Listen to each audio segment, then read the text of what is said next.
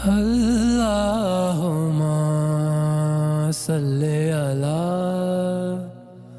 حضرت زینب بنت ام سلمہ رضی اللہ تعالی عنہا اپنی والدہ ام المؤمنین ام سلمہ رضی اللہ تعالی عنہا سے روایت کرتی ہیں کہ ام سلیم نامی ایک عورت رسول اللہ صلی اللہ علیہ وآلہ وسلم کی خدمت اقدس میں حاضر ہوئیں اور عرض کیا، یا رسول اللہ صلی اللہ علیہ وآلہ وسلم، اللہ تعالی حق بات بیان کرنے سے نہیں شرماتا، اس لیے میں پوچھتی ہوں کہ کیا احتلام سے عورت پر بھی غسل ضروری ہے؟